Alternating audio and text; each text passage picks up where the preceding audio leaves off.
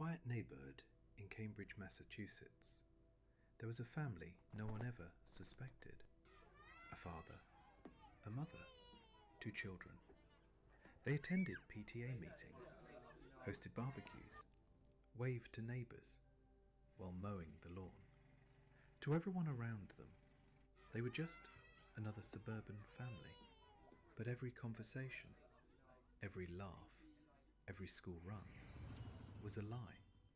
Because there was something about this couple that no one, not even their closest friends, could have imagined.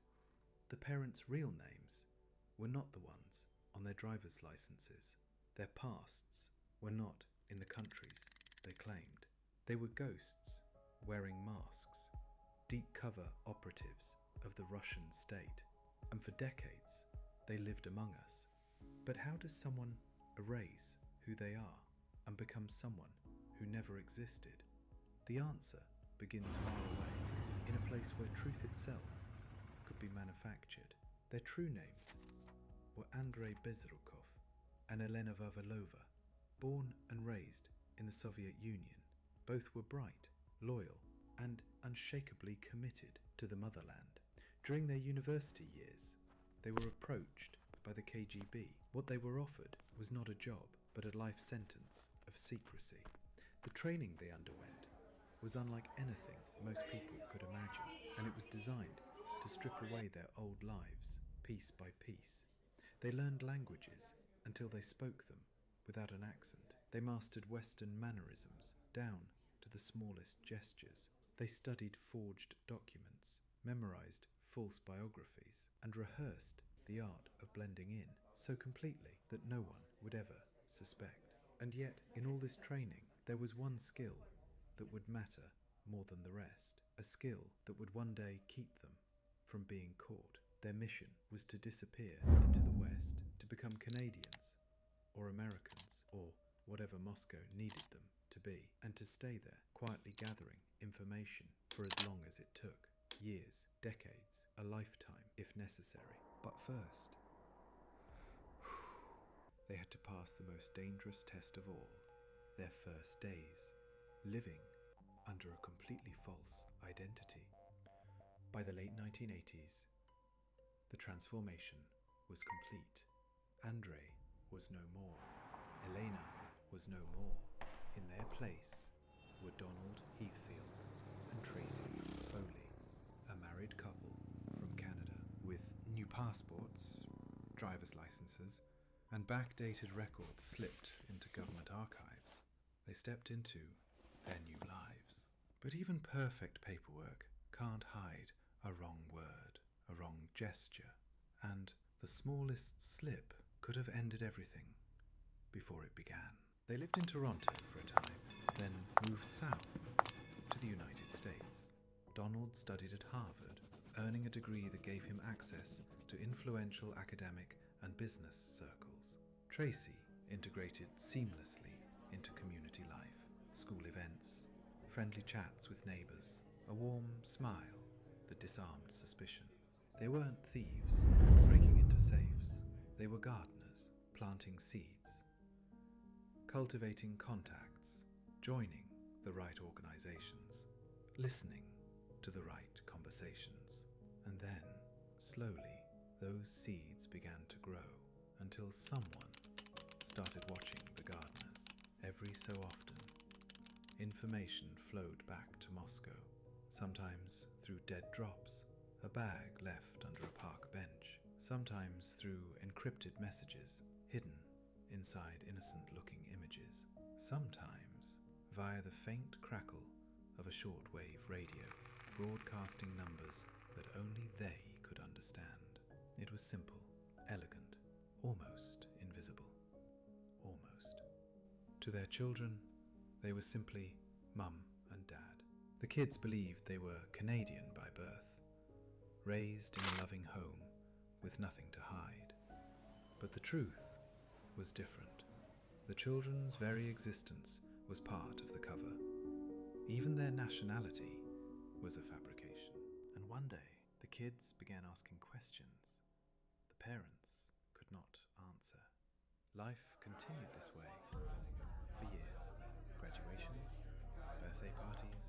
trips to the grocery store. But in the background, a shadow was moving closer. The FBI had opened a file.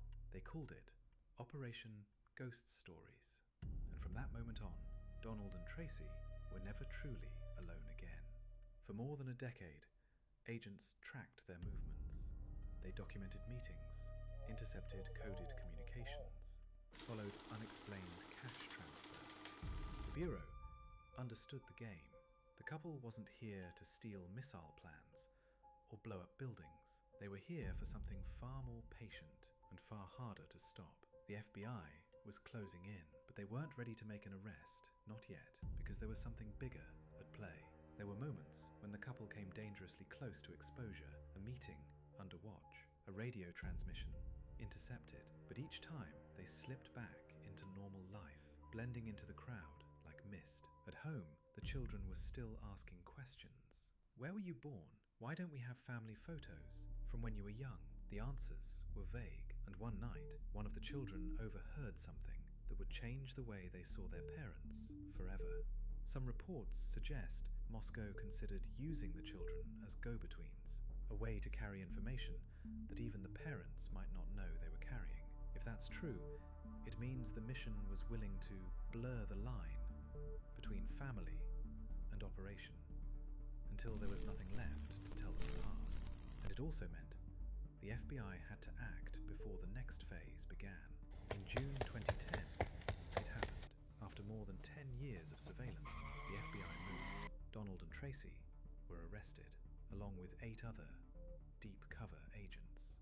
Neighbours was stunned. The polite couple with the friendly wave were accused of being part of a Russian spy ring.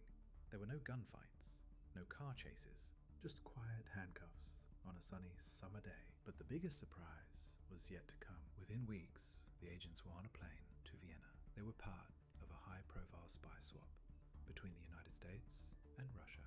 10 agents exchanged for 4 prisoners held in Russian jails. Donald Heathfield and Tracey Foley ceased to exist. Andrey Bezrukov and Elena Vavilova returned to Moscow. But going home didn't mean the story was over. In Russia, they were welcomed as heroes.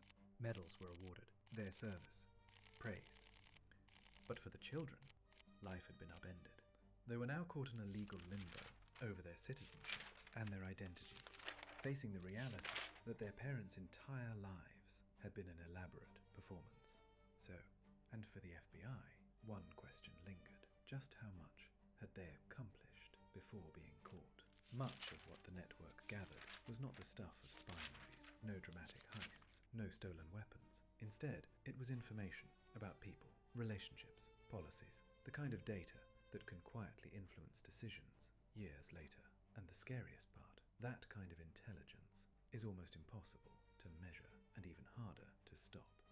Back in Moscow, Andrey and Elena gave interviews, wrote books, moved on with their lives. But their years in the West, the friends, the neighbours, the school plays, would remain a ghost life, sealed off forever. Or so it seemed, because the methods they used never disappeared. Some say the illegals model evolved. Today, deep cover agents don't just live in houses on quiet streets.